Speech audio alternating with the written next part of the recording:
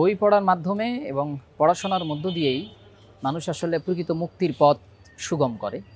এই চিন্তাকে মাথায় রেখেই আমি মধুর ক্যান্টিনে মুক্তির পাঠশালা নামে একটি ছোট্ট গ্রন্থাগার ওপেন করেছি। আমাদের মূল উদ্দেশ্য হচ্ছে যে ঢাকা বিশ্ববিদ্যালয়ে কেন্দ্রীয় লাইব্রেরি রয়েছে, ঢাকা বিশ্ববিদ্যালয়ে ফ্যাকাল্টি অনুসারেও লাইব্রেরি রয়েছে, কিন্তু মধুর ক্যান্টিনে কোনো লাইব্রেরি নেই। সাধারণত মধুর ক্যান্টিনে আমরা আড্ডা দিতে আসি, গল্প করতে আসি বা রাজনৈতিক কথাবার্তা বলতে আসি। তো আমাদের একটা চিন্তা চেতনা এরকম ছিল যে রাজনৈতিক আড্ডার পাশাপাশি বা যারা আমরা এখানে আসি তারা গল্পের মাঝামাঝি যাতে হাতে একটু বই রাখতে পারি বা পড়াশোনায় যদি আমরা ইচ্ছা থাকে সেই ইচ্ছাটুকুকে বাস্তবায়ন করতে পারি, এই চিন্তাকে মাথায় রেখেই এখানে একটা ছোট্ট উদ্যোগ গ্রহণ করা।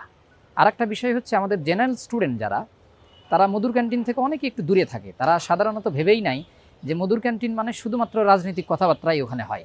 তো আমরা চাচ্ছি এই ছোট্ট পাঠাগারের মাধ্যমে যাতে করে ছেলে মেয়েরা বোঝে যে ওখানে গেলে আমি দুটো বইও পাবো, পড়তেও পারবো, চাও খেতে পারবো, সময়ও কাটাতে পারবো। এটাও আর একটি চিন্তা। আর জুলাইয়ে এসে বইয়ের ছোট্ট পাঠাগারটি উদ্বোধন করার আর একটা উদ্দেশ্য হচ্ছে যে আমাদের জুলাই পূর্তি 1 বছর হতে চলছে।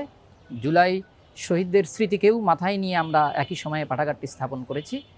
তো আমাদের উদ্দেশ্য একটাই যে এই যেখানে যতটুকু বই রয়েছে এখানে এই বইয়ের মাধ্যমে মানুষ জ্ঞান অন্বেষণ করে সে মুক্ত চিন্তার দিকে ধাবিত হবে, সে সামাজিক চিন্তাকে নতুন করে সৃষ্টি করবে, সে অপচিন্তা থেকে বের হয়ে আসবে, সমাজকে নতুন পথে বিনির্মাণ করতে এই ঢাকা বিশ্ববিদ্যালয়ের ছেলেমেয়েরা মধুর ক্যান্টিনে এসে যে সময়টুকু ব্যয় করবে সেই সময়টুকুকে বইকে সঙ্গে নিয়ে ব্যয় করবে। এটাই আমাদের প্রত্যাশা।